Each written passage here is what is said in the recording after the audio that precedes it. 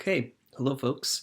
Welcome to yet another session of PHI 240, this being yet another installment in our social distancing edition of the course. So today we are going to be looking at a paper by Preston Roedder called Faith in Humanity. So last time around, we started by looking at virtue ethics, the theory that tries to understand the nature of a moral virtue. And it said that, it's a complex character trait. It's not just what you do, but it's also a complicated way of thinking and feeling and perceiving the world.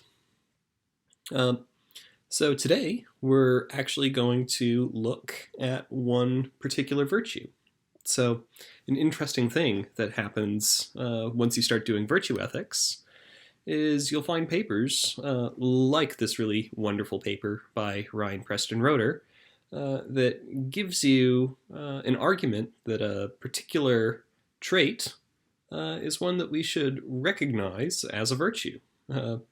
The sort of character traits and ways of being and thinking that are instantiated by moral exemplars. So that's going to be the name of the game today, to understand the nature of one particular virtue, and it's the virtue that Preston Roedder calls faith in humanity. So let's get to it. Here's Preston Roedder. Just a little bit of information. You might have noticed when you looked at the paper that when this paper was published, he taught at the University of North Carolina, Chapel Hill. He now works at Occidental College in Southern California. I think that this is a really good example of yet another thing that we can do with philosophy that we see in Preston Roedder's writing. So let's get to it. Here's like a starting thought. So this is something that you get on the first page of the paper. So here's a thought that exemplifies the virtue of faith in humanity in a quote from Dr. Martin Luther King. So King once said, "Somehow we must believe that the most misguided among them can learn to respect the dignity and worth of all human personality." Now, he said this in response to the bombing of a black church in Birmingham, Alabama. So this word, somehow, is no accident here. It can be a really hard thing to believe that everyone can learn how to respect and care for others. But King says we have to figure out some way to do it, perhaps. So this is going to get us to Preston Roedder's thesis. So Preston Roedder is saying that when you think about the world in these terms that Dr. King suggests, that even the worst of us can learn to respect the dignity and worth of all people, Preston Roedder is saying having this certain form of faith in people's decency is essentially important moral virtue. So there are some standard virtues which most of us would agree are virtues. Virtues like courage or prudence or perhaps benevolence. These are traits of character that pretty much everybody are going to agree are morally valuable and important. So just to remember a couple of important terms from last time. Ethical pluralism. This is the view that there's more than one ultimate fundamental moral principle. So the way that Schaefer-Landau told it to us is that with every virtue comes a correlated rule, right? So the idea is that with the virtue courage, you get a correlated rule which says be courageous. Or more specifically, it might say something like, act in the face of fear when you know that you're doing the right thing.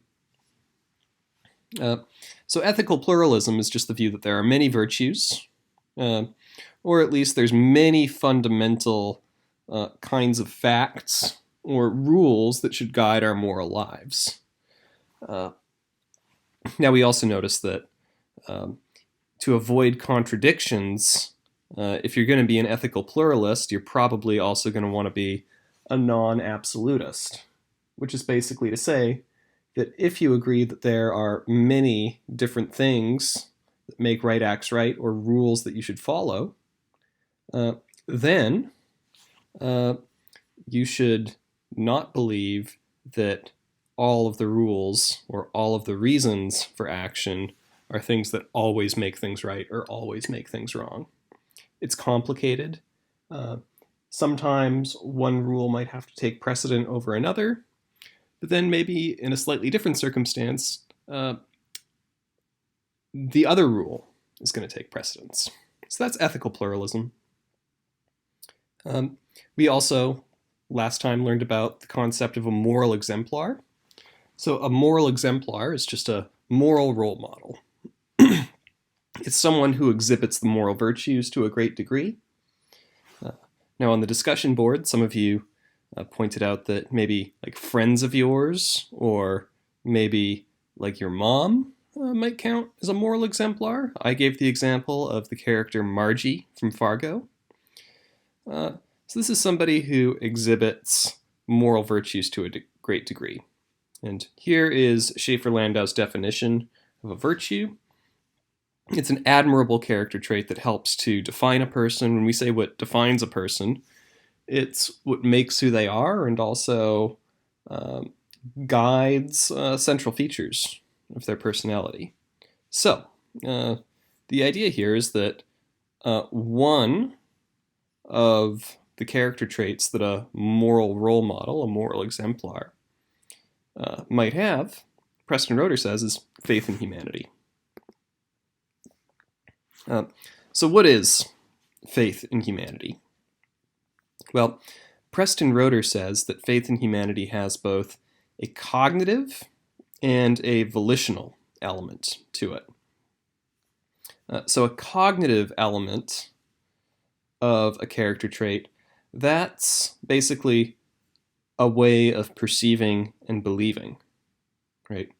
And then just to get to the other side of it straight away, a volitional element is more about what your motivations, interests, and actions are. So Preston Roedder is saying that having faith in humanity means having certain perceptions and beliefs, as well as having certain motivations, interests, and actions. So let's run through both of those. So cognitively, faith in humanity is about giving people the benefit of the doubt about their character and motivations. So sometimes if somebody makes a mistake, you might say, oh, well, that person didn't really mean badly.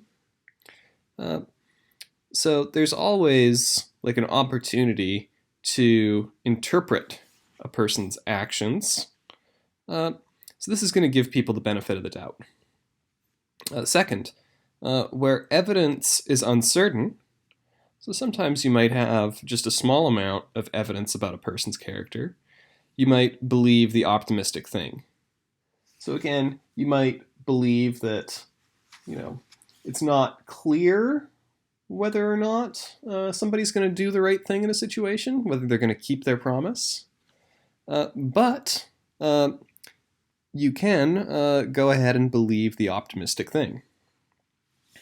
And then, also cognitively, not only will you be hopeful and go where the evidence leads you, but still, when you've kind of got a decision to make, you'll give people the benefit of the doubt.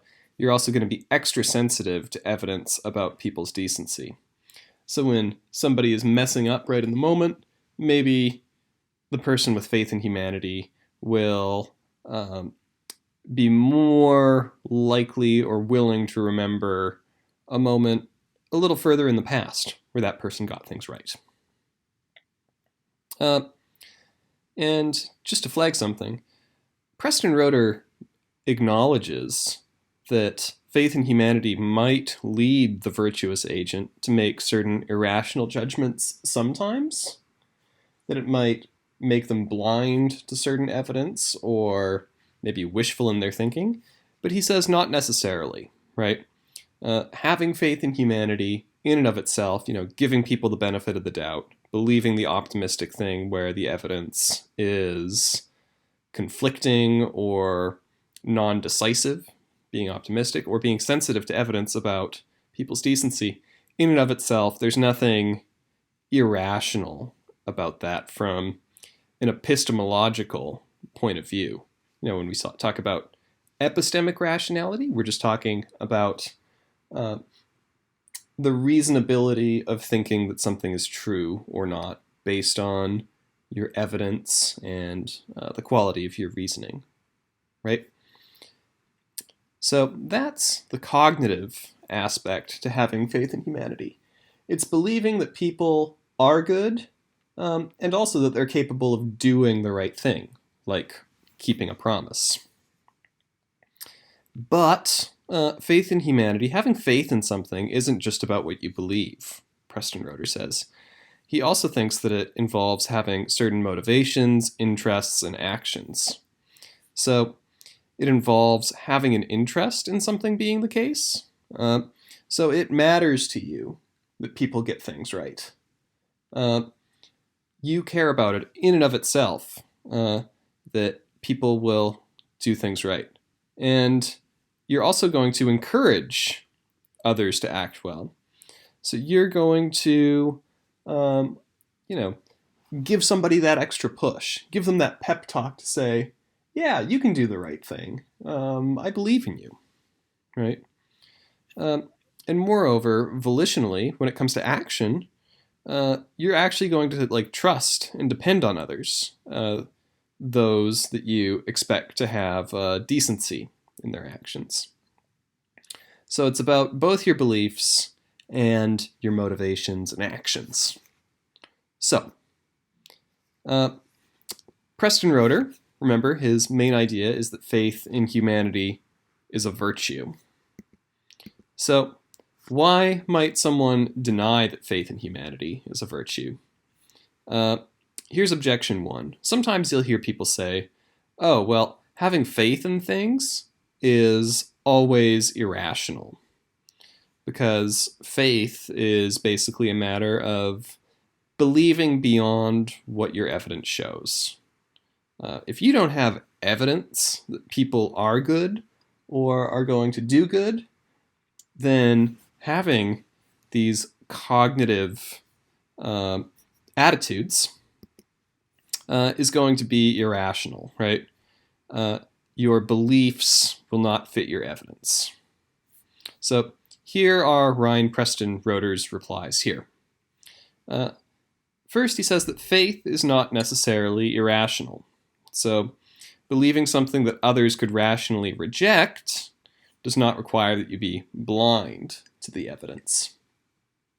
So the idea might be, if you believe that people are good or going to do good, that's not blindness to the evidence in the same way as if I were to look at my phone and see that it's going to rain today with 100% certainty, but continuing to believe that it's going to be sunny just on the basis of wishful thinking. Preston Roedder just points out that sometimes the evidence is indecisive about, the goodness of people. So, in that sense, the evidence is not decisive. And when the evidence isn't decisive, then believing the more faith-having thing, the hopeful thing, isn't in itself irrational. Second point, sometimes faith that someone will act right will bring that fact about. So this is a point that can be traced back to the American pragmatist philosopher William James. William James pointed out that sometimes belief in a fact can help make that fact true. So, he gives one example of a person going on a date, right? If this person is uncertain that their date likes them or enjoys their company, the person's going to tense up, right? They're going to believe that the date's going badly, and then they're going to be awkward, and the date will, in fact, go badly through that sort of self-fulfilling prophecy, right? Now, if you get yourself into the position where you remind yourself, like, hey, I'm a cool guy, and this person is lucky to enjoy my company, this person might loosen up a little bit, and their date might enjoy themselves and learn to like this person. So the thought is, sometimes believing something will actually make it the case that it comes about to be true. And if that's the case, then there's nothing, from the point of view of truth, epistemically irrational about faith. There are further questions we could ask, right? So another further question we might start to ponder in this context is whether being epistemically irrational is always going to be in conflict with having a moral virtue. So some philosophers have argued that, for instance, the virtue of humility basically depends on you having an irrational belief where you underestimate the quality of your own work and the extent of your contributions. So if that's right, then maybe objection one just won't get off the ground. Epistemic irrationality is maybe not incompatible with having a moral virtue. Here's objection two. And this objection says that faith in the decency of others risks the possibility of risk and exploitation. When I say risk the possibility of risk, I really just mean it's risky. Let's actually just take a moment. Just going to change my phrasing there. It brings the possibility of risk and exploitation. So how does Ryan Preston Roedder reply in that case? Well, he says, A, an immunity from risk and exploitation is not a necessary condition of virtue. So in order to defend that claim, he points out that benevolence might put you into certain risks, right? It might make you liable to suffer when you're presented with the plight of other people. Similarly, courage. I don't think that Preston Roedder talks about this one, but we can say, like, courage, especially in military contexts, doing the courageous thing can sometimes get you killed.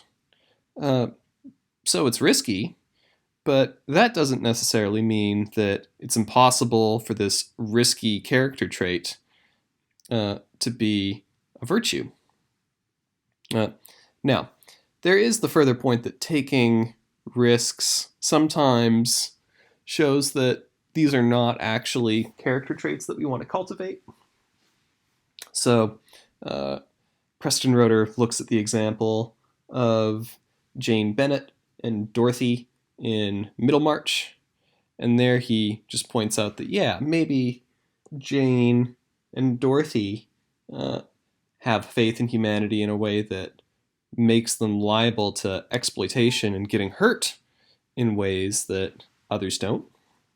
But Preston Roedder says maybe the difference is that there's a difference between taking a risk in the right way and a responsible way as compared to maybe a foolish or an irrational way in the way that Jane and Dorothy do. So what we can also do in order to make our philosophical case is to point out that this concept, this proposed virtue that we want to add to the list of virtues. So remember, that's Preston Roeder's whole idea, is he wants to add faith in humanity to the list of virtues, along with character traits like benevolence and courage and wisdom. So he's going to give some cases, right? So here's the first case that suggests that faith in humanity is a virtue. It's Gandhi. So Gandhi was a campaigner for civil rights. Sometimes he's referred to as the father of India. As a younger man, one of the first things that he did was he was campaigning for Indian civil rights in South Africa. So there were Indian immigrants in South Africa, especially laborers and workers who were being treated very badly. So Gandhi, as a young man, was fighting for their rights. Now, what he did in these campaigns for civil rights was he engaged in strikes and boycotts. So he was trying to convert those who weren't respecting the civil rights of Indians rather than trying to coerce them. Basically, he wasn't trying to make them treat them right by making it uncomfortable. He was trying to get them to see the error of their ways. So there was a belief there that the mistreaters, often white South Africans, or mainly white South Africans, could be made to come around. So that sort of aim indicates a certain kind of faith in humanity. And second, Gandhi also had faith that the sacrifices on the part of the protesters, because they were laying their bodies and their lives and also their financial livelihoods on the line by engaging in these protests. And Gandhi believed that these protests were burdens that these protesters could bear. Right? So they could handle these burdens and risks, and they believed that by handling these risks, they would change minds. So that's pretty faithful in a certain way, right? It's a belief that we can make a better world for ourselves. And moreover, Gandhi had a profound influence on the world. Not only was he able to secure more civil rights for these Indians in South Africa, he eventually brought about great political change in India, and was also a big inspiration for Martin Luther King in terms of finding strategies of nonviolent resistance to injustice. Here's the second case. So this is a case from fiction, from the book The Brothers Karamazov by Fyodor Dostoevsky. So that's Dostoevsky. I can't give you a picture of Alyosha Karamazov because he's a fictional character. But here's what the narrator says about Alyosha. That he lived all his life, it seemed, with complete faith in people, and yet no one ever considered him naive. So the thought here seems to be that you can have faith in people without being foolish or epistemically irrational. So the story that Preston Roedder runs us through is a story about how Alyosha sees children fighting and a group of schoolboys throwing rocks at another kid, Ilyusha. Now it turns out that Ilyusha had also started a fight with them or escalated that fight. I believe that it said that maybe Ilyusha had used a small knife to stab one of the other boys. But as Alyosha learns about Ilyusha's family, those names are pretty similar, but Alyosha and Ilyusha. When Alyosha learns about Ilyusha's family, he learns that they're struggling a lot, that they're very poor, that their father is struggling with work, and also that Ilyusha has a terminal illness. So as he learns these things about the family, Alyosha brings together Ilyusha with the boys, right? He brings them together one-on-one so they can talk about what happened and so that they can apologize, and eventually there's a reconciliation. They become friends. And in the final passage of the story, which is during Ilyusha's funeral, the boys who survived, who had been in a fight, but who then became Ilyusha's friend, are really grateful to Alyosha for bringing them together, for making them friends, and helping them to become better people and lose resentment. So there's something special about that, and that seems to be, in this instance, a case of Alyosha's character exemplifying something of a virtue, right? And that faith in humanity, this belief that people will do better, this way that we root for others to do well, and this way that we encourage other people to be their best selves does seem to be a virtue.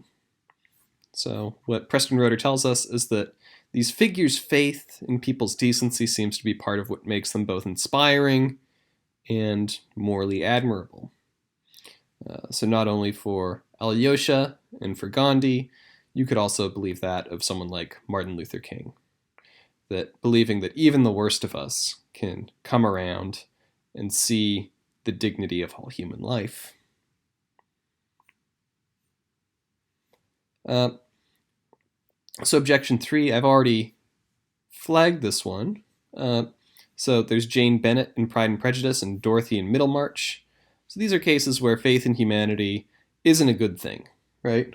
Maybe it's naivete, or it's somehow morally regrettable. Preston Roedder responds, just because faith in humanity can be risky doesn't mean that there aren't good ways of taking risks. So we already kind of got at this point, right? There are responsible ways of taking risks, and there are irresponsible ways of taking risks.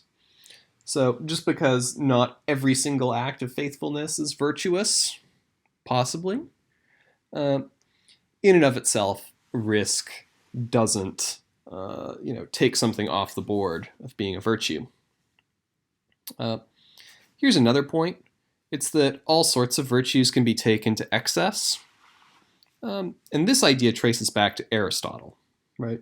So Aristotle is, one of the most important virtue ethicists in the Western tradition of philosophy, the Western tradition just tracing back to the ancient Greeks.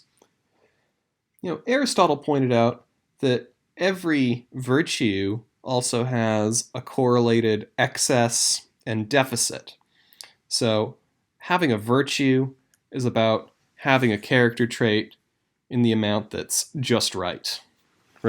So, for instance, you might think of courage as a virtue, right? Where courage is responding to threats in just the right way, in just the right amount, right? But then, on the other hand, you might also have character traits like shyness or cowardice, right? Where cowardice is not being willing enough to respond to threats and fearful things.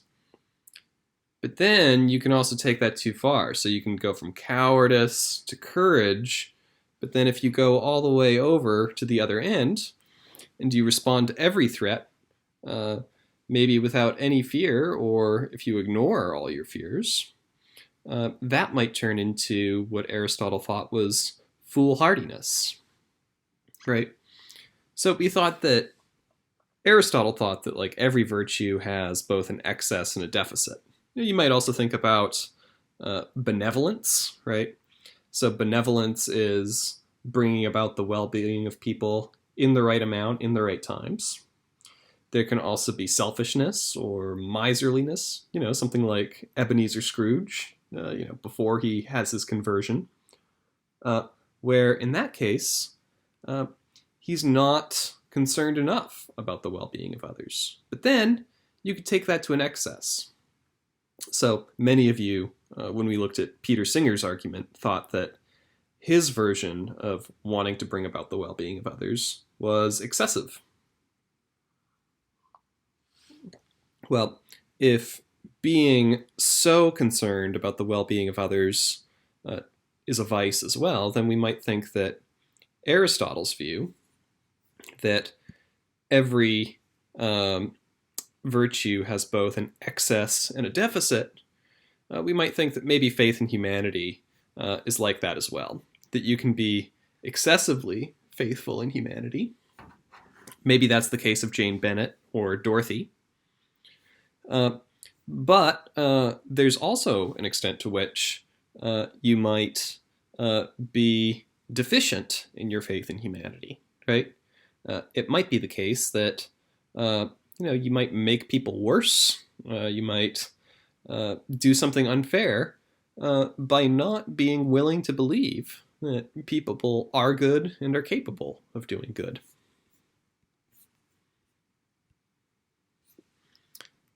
So there's another objection about naivete. This is kind of similar to those first two objections about risk and epistemic irrationality, but it's good to flag them all. So let me just finish up with just a few more points about faith in humanity. I just assigned you the first half of this paper to read. But here are 3 more points in favor of faith in humanity. So one of them is that faith in humanity can encourage people to act better.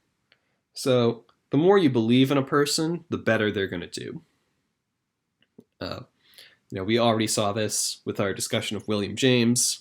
If you believe in yourself when you go on a date, maybe your date's going to go better, right? But for instance, I'm a teacher. Some of you might become teachers. The more you believe in your students, in their capabilities, you'll find that the better they'll do. So this kind of faith or trust or hope seems to be a good way of getting good actions out of people. Here's a second point. That by having faith in humanity, you can avoid subjecting people to consequences that they don't deserve. Right? So the worse you think that somebody is, the less you're going to take promises from them, cooperate with them, maybe subject them to punishment or censure. Right? So if you have faith in people, maybe you'll avoid subjecting people to consequences that they don't deserve. And then third, faith in humanity, here's the way that Preston Roedder puts it, is faith in humanity is a morally admirable way of standing by others. So standing in solidarity or community with somebody is something that we morally value and something that we shouldn't ignore. So that's a third point in favor of faith in humanity. So number 1 and number 2, encouraging people to act better and avoiding undeserved consequences. Preston Roedder characterizes those as instrumental reasons. So he says that faith in humanity in those cases is good because of the good things that it brings about and the bad things that it prevents, right? So faith in humanity is a useful character trait that helps us to make the world a better place. But then the third point, Preston Roedder says, is non-instrumentally, or we might put it intrinsically good. So standing by others, being in community or solidarity with others, that in and of itself is something that we want to hope for in this world, from a moral point of view. When we stand by others, when we form community and solidarity with them, that in and of itself is a thing to hope for and be glad when we have it. So that's it for Preston Roedder's lovely little essay, Faith in Humanity. As we've seen, this is an important thing that you can do once you start thinking about virtue ethics. You don't necessarily have to work out a formula that says a right action is right because it's what a virtuous person would do. Some virtue ethicists say that. But it is a worthwhile philosophical project, in many cases, to just try to help your reader fill in their picture of what it is to be a good person and what sorts of character traits we should admire. So today we've learned about one of them, that the character trait of faith in humanity ought to be considered a virtue, along with some of the other virtues we care about, things like courage and benevolence and kindness. So that's it for today. Next time around, we're going to be looking at the essay, What is Feminist Ethics? By Hilda Lindemann, which is pages 157 to 163 in your Living Ethics textbook. So, thanks for listening in today. I'll look forward to seeing what you have to say on the forums. And remember that you have a quiz, just a few questions on Preston Roedder's arguments due at the end of Friday night. So thanks as always, and we'll see you next time. Take care. Bye.